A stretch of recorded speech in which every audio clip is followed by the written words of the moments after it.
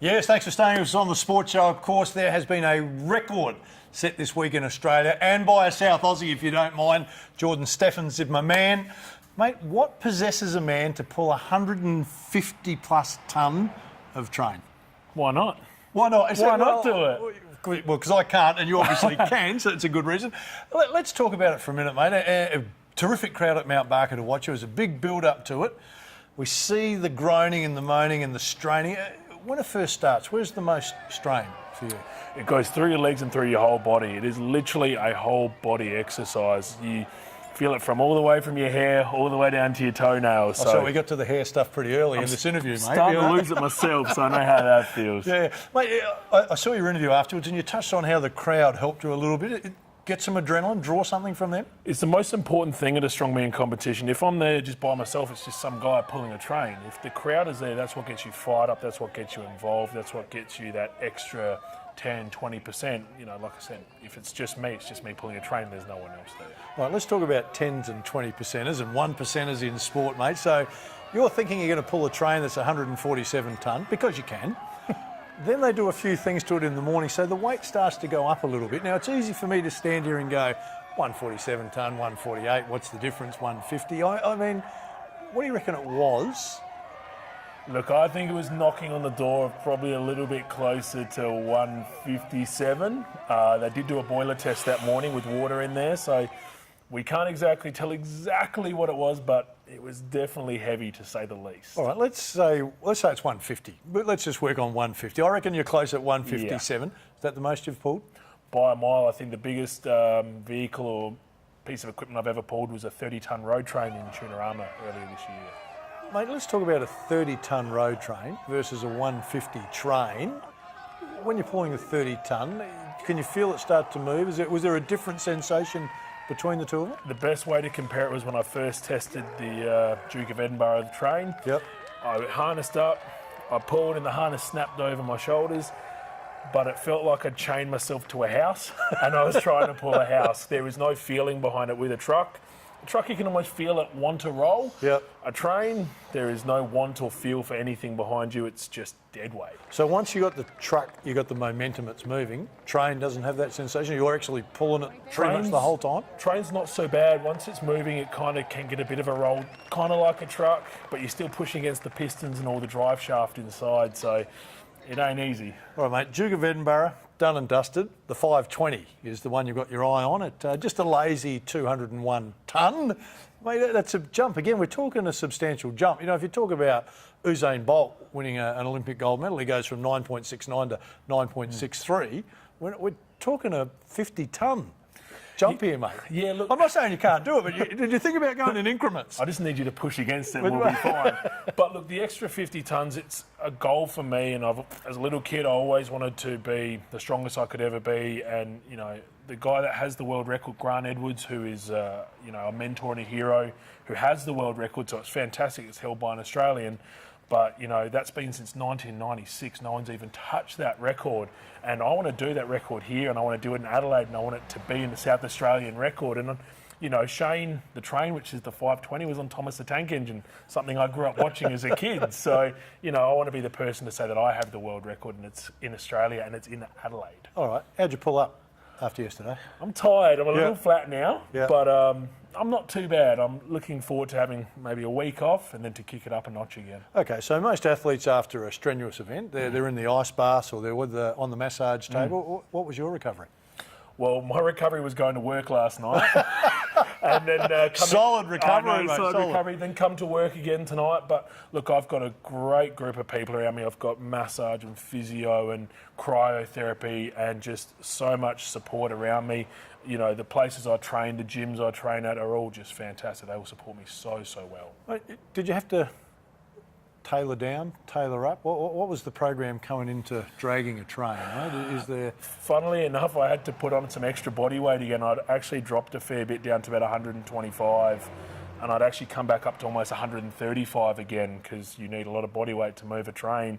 And I definitely lifted a lot more. I'd actually broken a chain in training on the sled. We loaded a ton of weight on a sled, and it snapped the chain off, and I almost face planted it. So it's dangerous. Well, in Getting saying ready. that though, even the pre-run you had before the weekend, it snapped again. It wasn't a chain though, but the belt snapped. I mean, there's a fair risk that could fly straight by and take your head off. Yeah, it's kind of a dangerous sport, strongman. So it's, you just do the very best you can and try and use a bit of this as much as a bit of this, and, just prep yourself as, as smart as you can leading in and not overdo it, because, you could overdo it. Mate, you said you go to 135 for a 150 plus drag ton. What do you got to get up to for a 200 plus ton? I think the biggest I've ever gotten to in my career was about 145 when we had a big record breakers event. So I'm thinking to get to that. Definitely looking to probably get back up to around what I was at my biggest. So I've got a few more kilos to go till I get back to that, but slow and steady. All right, mate. 3-time Australian stone champion. Now, we're not talking about the little pebbles that we throw into the creek, mate. We're talking about the big stone. Is that a different training? Because when you watch that, you've got to lift and run and lift and run. This one's drag. Yeah. Is there much difference? Absolutely. You've got to almost tailor yourself to try and be the best at everything. That's what makes a good strongman, not to be good at one thing, but to be good at everything. That's what makes a real strongman. So to train stones, it's kind of more, your arms and your back. But pulling a train is, very leg dominant and very just trying to deal with the pain more than anything else. So you've almost got to try and switch yourself around and try and be the all-round package as much as you can be.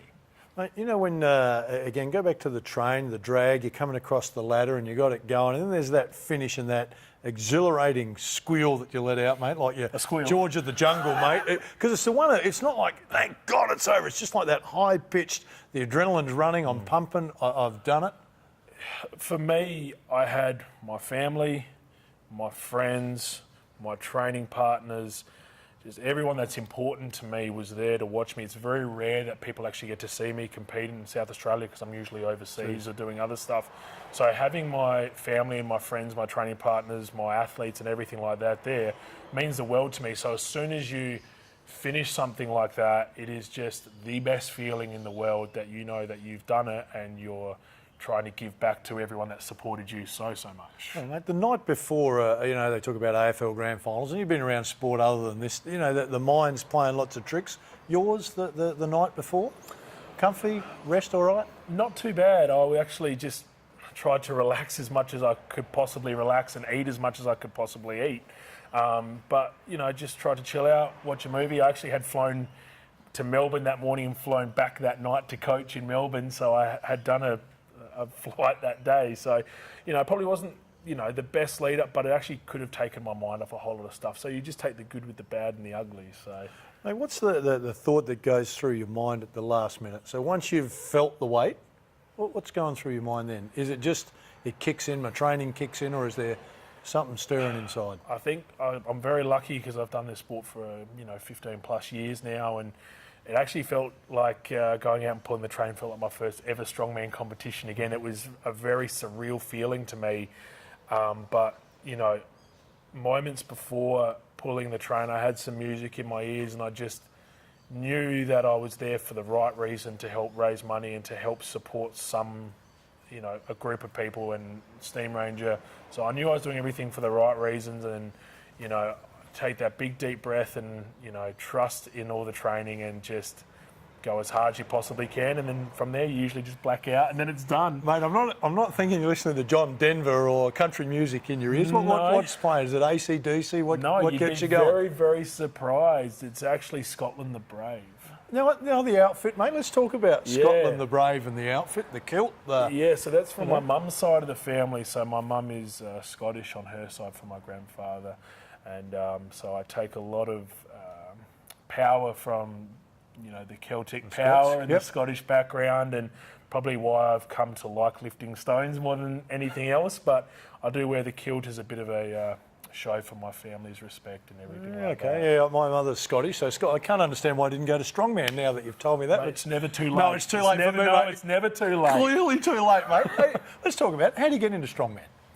Well, look, it's one of those situations where I guess the sport has grown so much from when I first started. So the gym I train at, Holland's Performance, we have a strongman area right here, so people are more than welcome to come down and try it out here. Let's talk about that just for a minute. Holland's Performance, we're here in Boothby Street. 65. So if a young male or female is watching this and they want to join up, what's the process to come and work with the strongest man in Australia? We're on Facebook.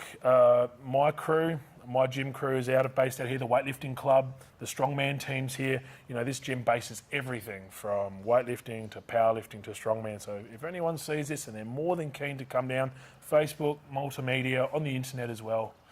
You know, sometimes though, we try and look at other sports and we take things out of them, be it basketball, be it footy, be it strongman. They always talk about explosive power being a key. So if I'm a young athlete, want to improve my explosive power, this kind of seems like it wouldn't be a bad place to come and work on that, because you've got to have explosive power. Mate, you watch Usain Bolt, he does power cleans in training. You watch the best shot putters and everything like that. They do weightlifting exercises. So you don't have to be a weightlifter to train here. If you want to be a better runner, better AFL player, better basketball player, whatever you want to do, we can help you in any way.